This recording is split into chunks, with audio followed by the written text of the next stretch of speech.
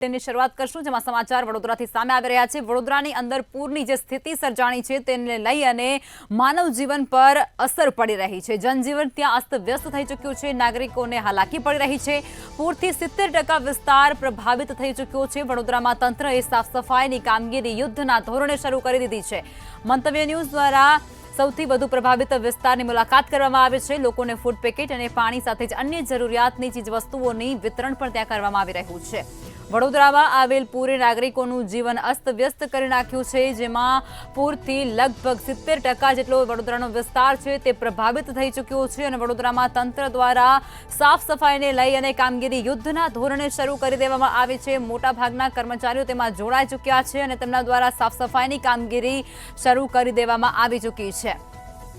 આ સાથે જ મંતવ્ય ન્યૂઝ દ્વારા પણ અસરગ્રસ્ત જે વિસ્તારો છે તેની ખાસ પ્રકારે મુલાકાત કરવામાં આવી છે અને ત્યાંની જે પરિસ્થિતિ છે તેનો તાગ મેળવવાનો પ્રયાસ કરવામાં આવ્યો છે। ત્યારે ઘણા એવા વિસ્તારો છે જ્યાં પાણી ભરાઈ જતાની સાથે જ માનવ જીવન ખોરવાઈ ચૂક્યું છે અને ત્યાં વસતા લોકો માટે ફૂડ પેકેટનું વિતરણ પણ હાથ ધરવામાં આવ્યું છે। તેઓને મુશ્કેલી સમયે સહાયતા મળી રહે તે માટે અથાગ પ્રયાસો પણ તંત્ર દ્વારા કરવામાં આવી રહ્યા છે।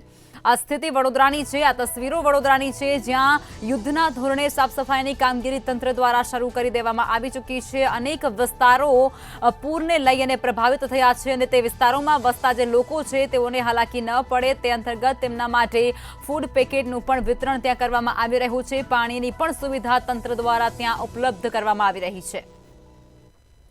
3 દિવસ પાણીમાં લોકો રહ્યા, પાણી ઉતર્યા છે। હાલ મહાનગરપાલિકા તંત્ર શું કામગીરી કરી રહ્યું છે? હવે અહીંયા પરશુરામ ભટ્ટામાં પૂરની સ્થિતિ ખરાબ હતી, વોટર લેવલ પણ બહુ હાઈ હતા, તો આ લોકોને ઘણી પરેશાનિયા પણ થઈ હતી। હવે પાણી ઉતરી ગયા છે, તો આ પછી જો વરસાદમાં પ્રોબ્લેમ્સ આવે છે, પહેલા અમારા સફાઈ છે તો અમારી પ્રાયોરિટી સફાઈ પર છે। આ માટે અમારા એએમસી ને પણ ટીમ આપી છે, અમે લોકોને એસએમસી ને પણ ટીમ આપી છે અને અમારી ટીમ પણ લાગેલી છે। અહીંયા ઝુંબેશ રૂપે સફાઈ સવારથી ચાલે છે। વધારે મશીન્સ પણ લગાવી છે, જેવી કે જેસીબી, ડમ્પર અને રોબોટ મશીન પણ અહીંયા લગાવી છે, કેમ કે કીચડ છે તો આની સફાઈ માટે અને લોકોને સારવાર થાય આ માટે અમારી 2 હેલ્થ ટીમ પણ સતત અહીંયા કામગીરી કરે છે। એમના જો કોઈ હેલ્થ ઇશ્યુઝ છે એમને આ સોલ્વ કરશે અને સારવાર આપશે। આના પછી અમે જમવાનું પણ આપીએ છીએ 2 વખત અને સવારમાં મિલ્ક પણ આપીએ છીએ। અમારા હવે પણ મિલ્ક ફૂડ ડિસ્ટ્રીબ્યુશન ચાલે છે। અમારા પ્રયત્ન આ જ છે કે જેટલા જલ્દી થાય આટલા જલ્દી આ લોકોની જો લાઈફ છે આ નોર્મલાઇઝ થઈ જાય, અમારા પ્રયત્ન છે। વડોદરાના અનાધાર વરસાદના કારણે પૂર આવ્યું। 4 દિવસ સુધીને લોકો પૂરના પાણીમાં રહ્યા। પૂરના કારણે 15 લાખ નાગરિકોના જીવન પર એની અસર પડી। હાલ પાણી ઉતરતા જ વડોદરા મહાનગરપાલિકાની ટીમ લોકોને ફૂડ પેકેટ આપી રહી છે અને લોકોના આરોગ્યની પણ ચિંતા કરી રહી છે, સાથે સાથે સફાઈની પણ ટીમ કામ કરી રહી છે। આપ સ્ક્રીન પર જોઈ રહ્યા છો, અકોટાના ધારાસભ્ય ચૈતન્ય દેસાઈ અત્યારે ફૂડ વિતરણ કરી રહ્યા છે અને એમની સાથે વડોદરા મહાનગરપાલિકાના ડેપ્યુટી કમિશનર અર્પિત સાગર પણ અહીંયા ઉપસ્થિત છે અને હાલ અહીંયા ફૂડ વિતરણ સાથે સફાઈની કામગીરી કરવામાં આવી રહી છે। સાથે સાથે જે લોકો 4 દિવસ સુધીને પાણીમાં હતા એમના આરોગ્યનું ચેકઅપ પણ કરવામાં આવી રહ્યું છે। આપણે અકોટાના ધારાસભ્ય ચૈતન્ય દેસાઈ સાથે વાત કરીશું।